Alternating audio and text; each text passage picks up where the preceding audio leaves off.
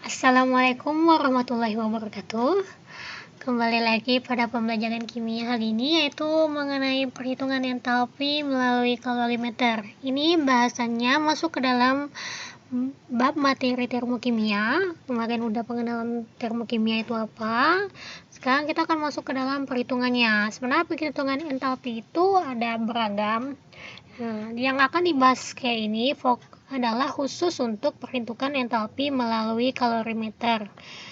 Jadi, apa sih kalorimeter ini? Oke, next ya. Kalorimeter itu alat yang digunakan untuk mengukur jumlah panas yang diserap atau dilepaskan ketika reaksi berlangsung dalam larutan. Jadi di sini, kalorimeter itu alatnya. Jadi misalnya kemarin udah kita tahu nih jumlah panas yang diserap kayak yang dalam bentuk kalor biasanya kan, jumlah panas yang diserap dan dilepaskan itu semuanya bisa akan diukur oleh alat ini ya. Bentuknya seperti wadah bejana itu. Kemudian dalam hal ini reaksi dan produk berarti sebagai sistem. Maksudnya di dalam kalorimeter itu kan akan terjadi reaksi pada larutan biasanya. Larutan di dalamnya pasti akan mengalami yang namanya reaksi. Ada yang dalam reaksi itu akan ada yang namanya reaksi dan produk, sehingga itu akan dinamakan sebagai sistem yang akan diamati perubahannya. Sedangkan alatnya itu sendiri, kalorimeternya, itu akan dianggap sebagai lingkungan karena berada di luar sistem itu sendiri. Oke, ketika reaksi terjadi, berarti ini yang terjadi nih. Panas yang dilepaskan reaksi akan sama dengan panas yang diterima oleh ini kalorimeter plus larutan. Jadi biasanya kalorimeter itu ada hitungannya lagi dan beda dengan larutannya. Jadi panas yang dilepaskan nanti sama dengan panas yang diterima. Di sini biasanya kalorimeter itu yang digunakan kalau dalam ahli kimia itu menggunakan kalorimeter BOM. Nah, ini biasanya untuk apa? Untuk menentukan kandungan kalori dalam bahan makanan ya. Oke, misalnya kita biasa kalau mau makan kalau dalam makanan kemasan ya, kita biasa ada melihat jumlah kalori yang ada di belakang kemasan itu. Nah, jumlah kalori kandungan itu biasanya sudah dihitung oleh para ahli kimia yang berbasis menghitung jumlah kalorinya dengan melihat berapa energi yang dihasilkan atau energi yang diserap dari bahan makanan tersebut. Oke. Kemudian kalau biasanya untuk percobaan, biasanya kita tidak menggunakan kalorimeter yang seperti itu, tapi kalorimeter sederhana biasanya bisa dibuat. Nah, itu biasanya menggunakan kalau bisa pakai tempat pop mie, itu bisa dijadikan sebagai kalorimeter wadahnya. Kemudian nanti akan kita tutup dengan gabus. Nanti di dalamnya kita masukkan larutan yang ingin kita lakukan perhitungan entalpinya. Kemudian di sini besarnya kalori yang dilepas atau diserap, ini kan kita bahas hitungannya. Dihitung dengan rumus seperti ini.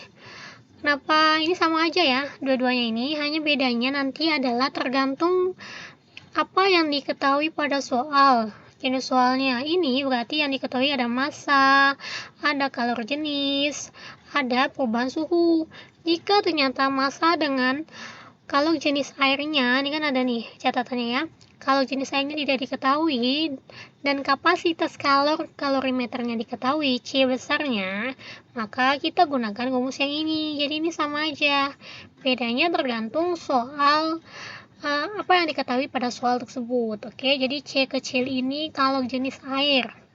Ini kapasitas kalor ya. Jadi yang membedakannya itu biasanya di satuannya, kalau nanti bingung atau biasa di soal akan diketahui kalori jenis air sebagai berikut, berarti itu C-nya yang diketahui. Kalian lihat lagi satuannya. Jadi kalau misalnya nanti diketahui kapasitas panas, itu satuannya seperti ini. Ingat ya. Ya, jadi satuan jumlah kalor itu biasanya pakai joule, tapi bisa juga pakai kilojoule. Oke. Lanjut. Jadi, jika ditambahkan semuanya nih, Maka rumusnya akan sebagai berikut. Q reaksi ditambah Q larutan plus Q kalorimeter sama dengan 0. Itu jika semuanya kita hitung. Jadi Q larutan itu yang berada sebagai sistem. Ya, hitungannya dihitung lagi, Q kalorimeternya dihitung lagi, Q kalorimeter yang tadi C kali delta T tadi. Ini adalah jika Q kalorimeternya perlu dihitung. Biasanya Q kalorimeter ini diabaikan tergantung jenis soalnya. Tapi jika dia hanya menginginkan Q larutannya aja, maka kita pakai rumus Q larutan yang MC kali delta T tadi. Tapi jika dihitung semuanya, maka seperti ini. Berarti Q reaksi sama dengan ini ya. Kalau dipisahkan gini, Q reaksinya di sebelah kiri, nanti di sebelah kanan berarti Q larutannya pindah menjadi negatif. Q kalorimeternya pindah menjadi negatif. Jadi Q larutan tambah Q kalorimeter sama dengan negatif. Q reaksinya bernilai negatif ya. Kalorinya. Kemudian ini berarti Q larutan tuh. Ingat kalau misalnya dihitung MC kali delta T ditambah C kali delta T jika semuanya dihitung. Namun, jika pada soal ternyata Q kalorimeter tidak dianggap atau diabaikan, berarti ini tidak usah dimasukkan. Maka Q reaksi sama dengan negatif Q larutan. Oke, karena ada beberapa soal yang biasanya Q kalorimeternya diabaikan. Tapi ada juga soal yang memasukkan Q kalorimeternya. Maka kalau ini dimasukkan di dalam soal, maka ini akan dihitung semuanya. Ya, kenapa di sini? Ini kan dia ketika Q reaksi ini kan masuk ke dalam jumlah kalor tadi. Jadi ini masih belum ke perhitungan entalpi. Ingat entalpi kemarin apa pada poin yang sebelumnya? Entalpi itu adalah H. Sedangkan yang kita hitung adalah delta H-nya, perubahan entalpinya. Maka lanjutannya adalah ini kan masih jumlah kalor ya. Untuk menghitung entalpi, maka kita menggunakan rumus ini. Delta H sama dengan negatif Q per mol. Di sini tidak semuanya sebenarnya ini pakai negatif Q. Hanya biasanya ketika terjadi perubahan entalpi pada kalorimeter tersebut, biasanya dia bersifat reaksi eksoterm. Sehingga biasanya delta H-nya negatif. Maka di sini pada rumusnya dikasih negatif Q per mol, karena biasanya jumlah kalornya adalah jumlah kalor yang dilepas, bukan jumlah kalor yang diserap biasanya, karena dia kebanyakan umumnya menggunakan reaksi eksoterm. Ingat ya. Namun jika nanti pada soal ternyata dia suhunya turun yang diketahui, maka kita tetap pakai plus ya.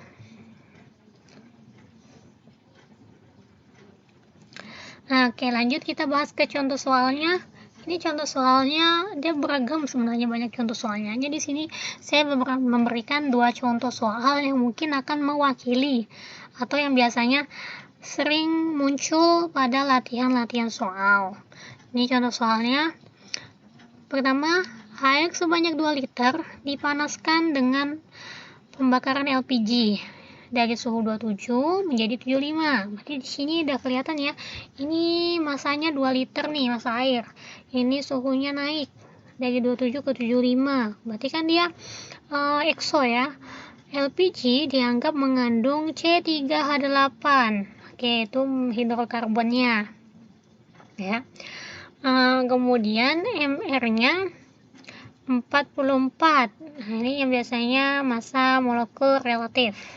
Berarti udah diketahui, dan terbakar sebanyak 44 gram. Oke, ini massanya berarti massa dari LPG ini, massa yang kandungan LPG-nya. Jadi 44 gram C3H8-nya. Seluruh energi yang dihasilkan dari pembakaran gas LPG digunakan untuk menaikkan suhu air. Oke, berarti ada hubungannya massa air ini dengan massa yang terkandung di LPG itu. Jika diketahui massa jenis airnya ini, massa jenis air sudah diketahui nih 1 gram per cm kubik. Ini kubik ya maksudnya. Dan kalau jenis airnya sudah diketahui, berarti itu C. Simbolnya C kecil tadi, 4,2 Joule per gram derajat Celcius. Berapa besarnya perubahan entalpi reaksi pembakaran LPG? Oke, berarti di sini dia mintanya dalam kilojoule per mol, berarti nanti diubah dari joule. Tergantung soalnya, kalau soalnya nanti ada joule, berarti kalian ubah lagi ke kilojoule. Kalau di soalnya ternyata udah pakai kilojoule, nggak usah diubah lagi. Jadi satuan ini penting ya kalau dalam mengerjakan soal seperti ini, karena kalau entalpi satuannya beda, berarti agak keliru, karena kita harus menggunakan satuan tuh harus sama sifatnya, berurutan. Ini kan berarti pembahasannya kita lihat tadi massa air yang dipanaskan 2 liter ya. Nah, 2 liter tuh kan kalau diubah ke mili sama dengan 2000 mili. 2000 mili ini sama dengan 2000 cm kubik. Oke. 1 liter tuh kan 1 cm kubik ya. Jadi kita mencari dalam bentuk massa gram. Oke. Massa gram itu kan kalau di dalam hitungan itu berarti kalau misalnya yang diketahui volume tapi yang dicari adalah massa dalam bentuk gram, berarti kita gunakan rumus rho dikali volume. Rho kali volume ya. Rho dikali rho-nya yang mana rho-nya? Rho itu yang ini tadi, massa jenis air. Ini rho-nya.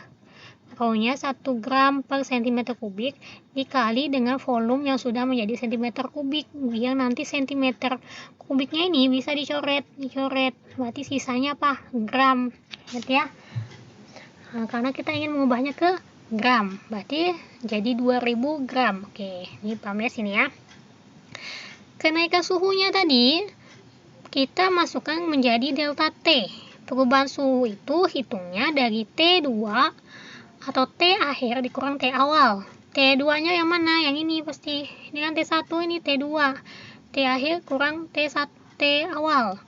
Jadi 75 derajat Celcius dikurang 27 derajat Celcius sama dengan ini 48 derajat Celcius. Setelah ini apa?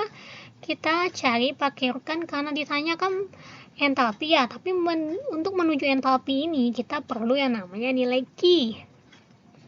Kalau tadi, berarti kita cari nilai Q airnya. Q air sama dengan M kali C kali delta T. Ya. Berarti 2000 gram ini dikali dengan C kecilnya kalau jenis air dikali dengan 48 derajat Celcius. Oke. Nah, hitunglah ini perhitungannya. Dapatlah 403.200 joule. Kemudian kita ubah ke kilojoule. Kenapa? Karena dia nanti mintanya ke kilojoule per mol. Nah, joule ke kilojoule itu dibagi 1000 ya. Oke. Jadi bagannya 1 kilojoule itu 1 joule ini nanti kalau misalnya kan dibagi 1000 tuh, berarti nanti setiap ketemu dari joule ke kilojoule, berarti kalian bagi 1000. Kilojoule ke joule kalian kalikan 1000. Oke. Nah, jadi kalau misalnya 403.200 dibagi 1000, berarti kan 403,2 kilojoule. Oke, tinggal kalian tarik nih dari belakang nih untuk komanya 3 kali ke depan. Nah, ini udah didapat nih, berarti kalor yang diserap oleh air sebesar 403,2 kilojoule adalah kalor yang dilepaskan. Oke. Karena kan tadi kalor yang diserap oleh air sama dengan kalor yang dilepaskan pada pembakarannya. Berarti ini dimasukkan untuk dicari molnya. Karena kita pakai rumus delta H sama dengan negatif Q dibagi mol. Ini Q-nya udah ada nih. Q ini tetap kita masukkan ke dalam bentuk negatif karena ini reaksinya reaksi eksoterm. Ya. Kemudian apa yang dicari? Mol. Molnya kan kita belum tahu nih. Rumus mol, ingat ini mah rumus mol itu ada pada pelajaran kelas 1 tentang konsep mol. Mol C3H8 sama dengan massa dibagi mR atau gram per mR. Tadi kan gramnya udah ada nih. 44 gram dibagi mR-nya 44 sama dengan 1 mol. Ingat ya, jika mR-nya tidak diketahui di sini, kalian cari lagi seperti kalian mengerjakan mencari mR di kelas 1 ya. Ini karena udah diketahui. Kemudian di sini udah dapat nih molnya 1 mol. Berarti kalian tinggal langsung ke delta H reaksinya berapa? Sama dengan Q reaksi. Q reaksinya berapa? Negatif Q per mol sebenarnya. Tapi kan karena molnya udah 1, kalian bagi 1 juga hasilnya 403,2 kJ per mol. Dan dia bernilai negatif karena dia reaksi pembakaran yang termasuk reaksi eksoterm. Dan dia mengalami kenaikan suhu.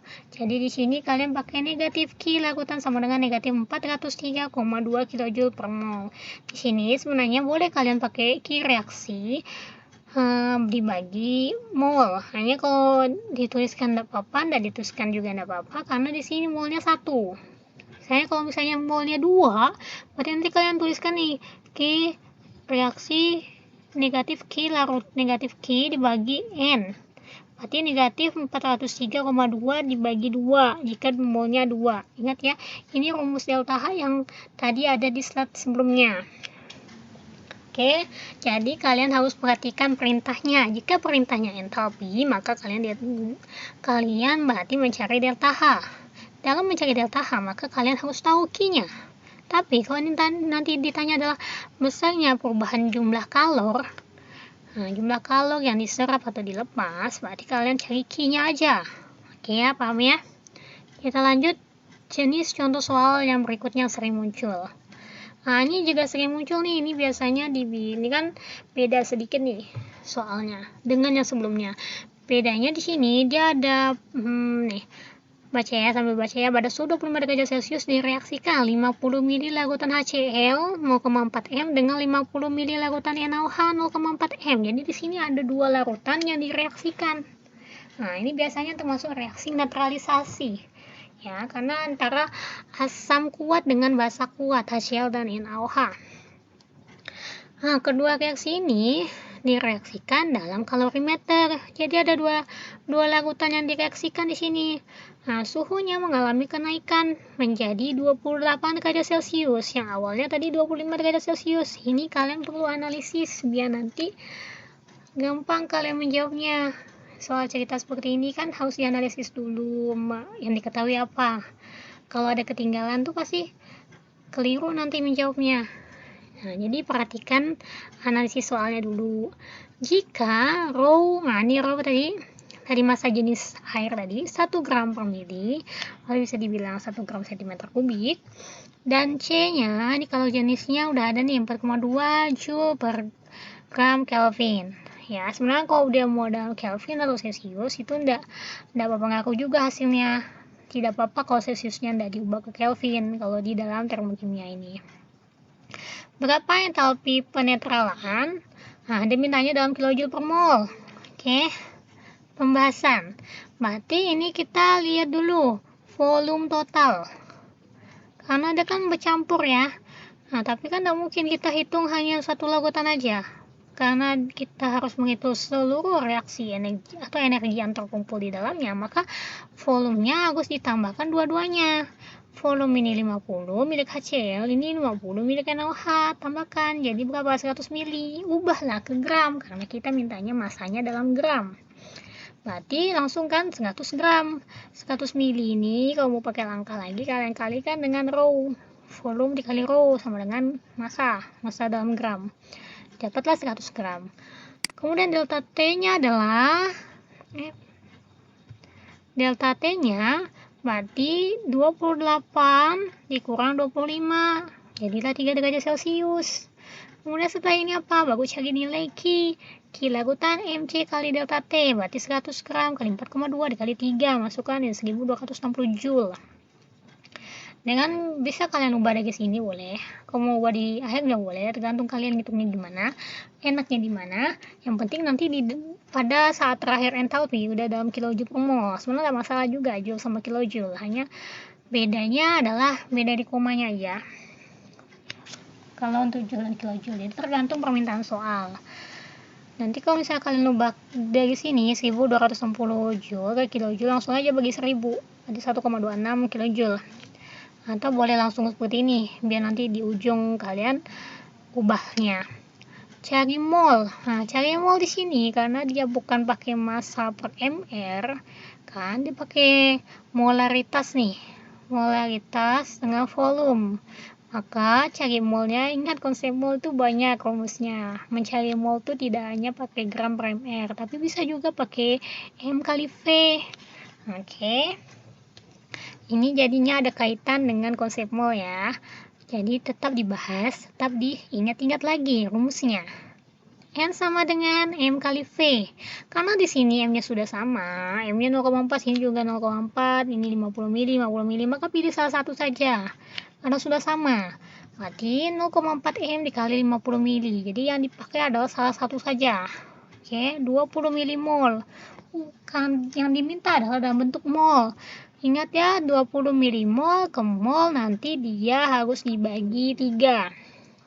Oke, berarti 1 milimol itu dibagi kan. 1 milimol sama dengan 1 kali 10 pangkat negatif 3. Ya. Jadi kalau misalnya 20 milimol kan, kalau 3 kali kan berarti 1, 2, 3. Berarti 0,02 mol.